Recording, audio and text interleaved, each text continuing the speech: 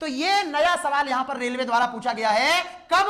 2 मई 2025 को। ठीक है, पढ़ के देखिए आप एक बार। सवाल यहां पर कह रहा है कि 8 सेंटीमीटर भुजा वाले एक समबाहुभुज का क्षेत्रफल 112 सेंटीमीटर स्क्वायर है। यानी कि एक बहुभुज है जिसकी 8 भुजाएं हैं और उसका एरिया है 112। तो एक बहुभुज है जिसकी 8 भुजाएं हैं मेरे दोस्तों। इस प्रकार से मान लो कोई बहुभुज होगा और इसकी भुजाएं कितनी है? तो इसकी भुजाएं 8 हैं। 1 2 3 4 5 6 7 और इसको और मिला दो 8। तो यह 8 भुजाओं वाला एक बहुभुज है और इसकी जो हर एक भुजा है वो 8 सेंटीमीटर की है और इसका एरिया जो है वो कितना दिया हुआ है? इसका एरिया दिया हुआ है 112। ठीक है, यदि केंद्र से बहुभुज की भुजा तक की लंबवत दूरी 7 है, मान लो केंद्र से भुजा तक की जो दूरी है वो 7 सेंटीमीटर है, तो यहां पर बहुभुज की भुजाओं की संख्या जो है आपको ज्ञात करनी है। ठीक है, भुजाओं की संख्या जो है वो आपको ज्ञात करनी है।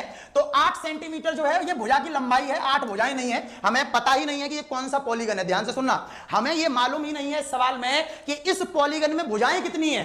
ये 8 सेंटीमीटर भुजा की लंबाई है। ठीक है, और एरिया दिया हुआ है इसका और केंद्र से भुजा तक की दूरी दी गई है। भुजाओं की संख्या ही हमें निकालनी है। तो ये फ्रेश नया सवाल यहां पर रेलवे ने पूछा है। अब आप बताइए, पढ़ के ही आपको लग रहा होगा कि आगे सर जितने भी पेपर होंगे उसमें अब ये सवाल तो आना ही है। अब जो बच्चा आज की क्लास में है, आगे जब भी ये सवाल आएगा, चाहे ग्रुप डी में आए चाहे एनटीपीसी में आए, अब आपका गलत नहीं होगा, क्योंकि मैं आपको यहां पर इस सवाल के लिए आज एक ऐसा फुंतरू बता दे रहा हूं कि रेलवे का एग्जामिनर भी सोचेगा कि भैया ये हो क्या रहा है। ठीक है, तो फुंतरू लिखिए मेरे दोस्तों ऐसे सवाल का।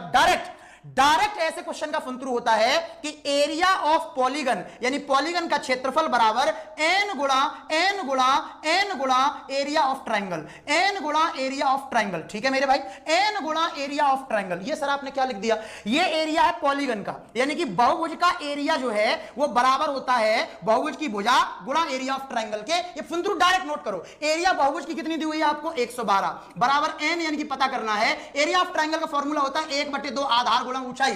तो ऊंचाई कितनी है? ऊंचाई 7 है मेरे भाई, और आधार की लंबाई मतलब भुजा की लंबाई कितनी है? 8 है। तो वो यहां रख देंगे। 2 चौके 8 हो गया और 7 चौके कितना हो जाएगा आपका?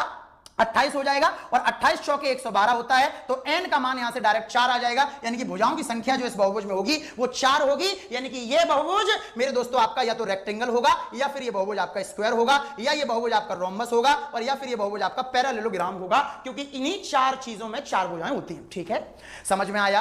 क्लियर है मेरे प्यारे भाई? यस सर लिख